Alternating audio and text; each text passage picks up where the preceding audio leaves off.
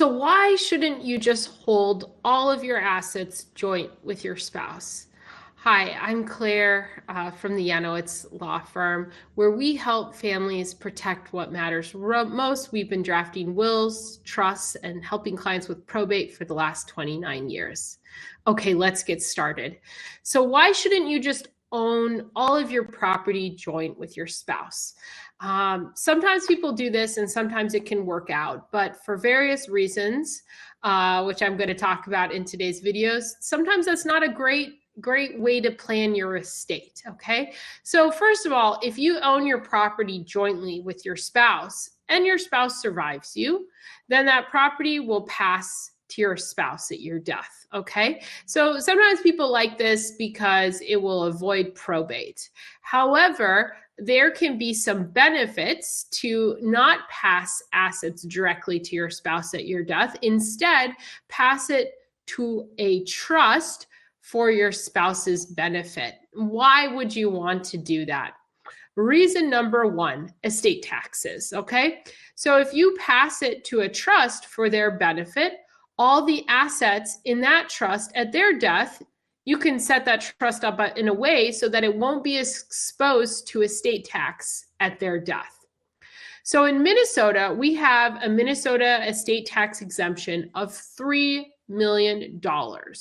So if you are married, you don't automatically get two exemptions. You just get one $3 million if you hold everything joint, okay? So you only get one exemption if you own everything joint. However, if instead of holding it joint, you pass it to a trust for your spouse's benefit, then you can set it up so that you can get more than two exemptions, ideally at least two exemptions as a couple. You can pass more money without paying estate tax, okay? Because all of the assets that are put in that trust, you can set it up so that they're not subject to estate tax when the spouse dies. These type of trusts in the legal world are sometimes called credit bypass trust, or a family trust. There can be a testamentary trust, a trust set up at death. So these are all words for a type of trust that isn't subject to estate tax at the spouse's death. Okay, second reason why you might want your spouse to inherit in trust is it can protect the assets in the event your spouse gets remarried down the line. So let's say you die, your spouse gets remarried, they don't sign a prenup, and then they get a divorce. And if you just left everything outright to your surviving spouse, then those assets might become part of that divorce proceeding in the future.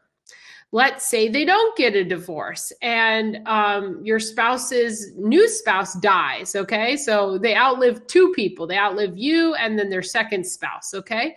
I'm sorry, they don't outlive. They die and then, maybe you don't want these assets to go to their new spouse at their death. Or maybe your spouse doesn't give assets to their new spouse at their death. So Sally's your spouse. She marries Brandon, and she doesn't give it to Brandon at her death.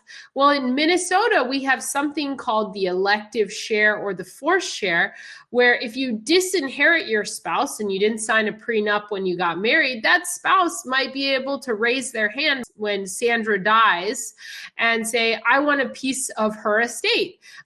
So even if the intent is to, not give it to a new spouse, that new spouse may be able to get their mitts on it anyway through this concept of an elective share or forced share.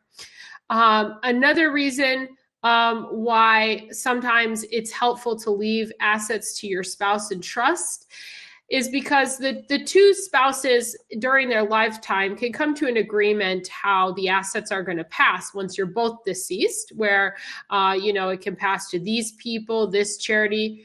This can be especially helpful, I think, with blended families where people will come to an agreement. I want X percentage to go to my kids at my death and X percentage to go to your kids. When you pass assets in a trust to your spouse, you can ensure that those assets in that trust pass at their death the way that you agreed during your lifetime with your spouse. So maybe you say 40% goes to my kids once Sandra dies and 60% goes to her kids. You can make sure that, basically she can't change that in the future. Or you can't change it. Whoever outlives whichever spouse, you can make it so that the agreement that you came in to your lifetime is not easy or impossible to change.